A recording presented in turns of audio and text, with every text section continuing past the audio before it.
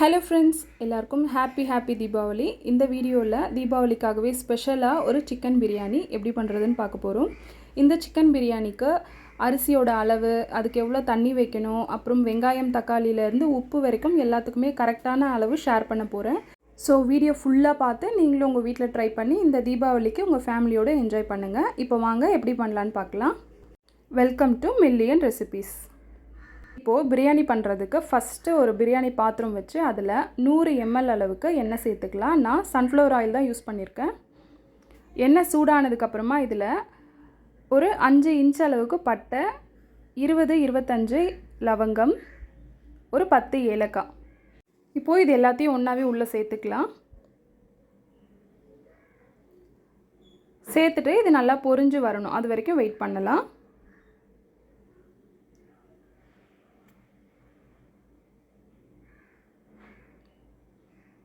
இப்போது இது நல்லா பொரிஞ்சதுக்கப்புறமா இதில் 400 கிராம் அளவுக்கு வெங்காயம் நல்லா மெலிசாக கட் பண்ணி வச்சுருக்கேன், அதையும் சேர்த்துக்கலாம். இந்த வெங்காயம் நல்லா ப்ரௌன் கலரில் வரணும். அந்த அளவுக்கு வந்ததுக்கப்புறம் தான் நம்ம மற்ற பொருட்கள் எல்லாம் சேர்க்க ஆரம்பிக்கணும்.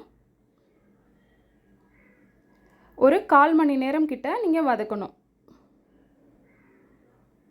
நல்லா வதங்கினதுக்கப்புறமா காட்டுறேன் பாருங்கள். இந்த அளவுக்கு நல்லா ப்ரௌன் கலராக வதங்கணும். இந்த மாதிரி வதங்கினதுக்கப்புறமா இதில் இஞ்சி பூண்டு பேஸ்ட்டு சேர்க்கலாம். நான் இன்றைக்கி 4 டேபிள் ஸ்பூன் அளவுக்கு இஞ்சி பூண்டு பேஸ்ட்டு சேர்த்துருக்கேன். சேர்த்துட்டு இதோட பச்சை வாசனை போகிற அளவுக்கு நல்லா வதக்கிக்கலாம். இந்த இஞ்சி பூண்டு நல்லா வதங்கி லைட்டாக எண்ணெய் பிரிஞ்சு வர ஆரம்பிக்கும், அது வரைக்கும் நல்லா வதக்கிக்கலாம். அடுத்ததாக இதில் ஒரு கைப்பிடி அளவுக்கு புதினா,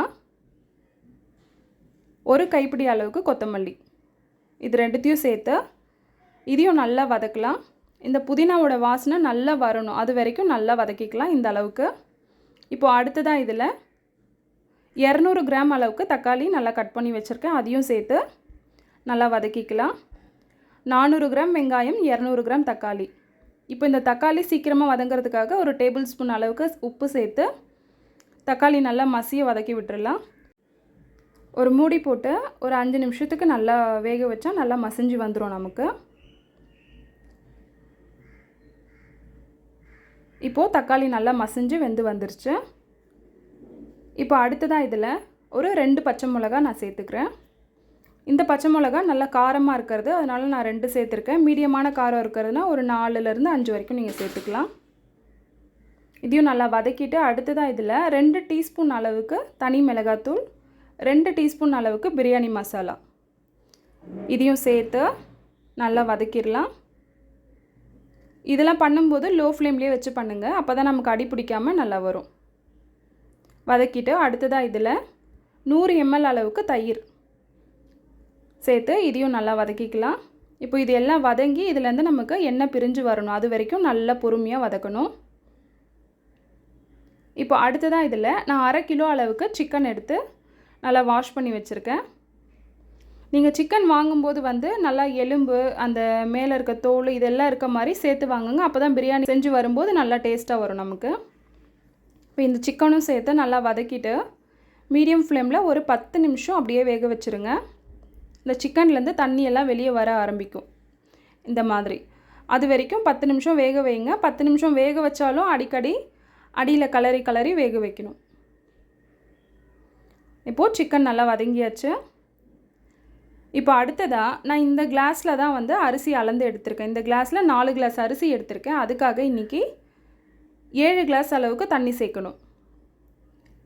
ஒரு கிளாஸ் அரிசிக்கு 1.25 கிளாஸ் தண்ணி வச்சிங்கன்னா கரெக்டாக வெந்து வரும் நமக்கு. இப்போ அடுத்ததாக இந்த பிரியாணிக்கு தேவையான அளவு உப்பு சேர்த்துக்கலாம். நம்ம ஆல்ரெடி 1 டேபிள் ஸ்பூன் அளவுக்கு சேர்த்துருந்தோம்.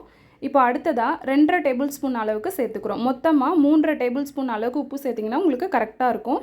இப்போ அடுத்ததாக நான் பாஸ்மதி அரிசியை 1/2 மணி நேரம் ஊற வச்சுருந்தேன், முன்னாடியே சொன்ன மாதிரி 3/4 கிலோ அளவுக்கு. இப்போ இந்த அரிசியும் இதுக்குள்ளே சேர்த்துக்கலாம்.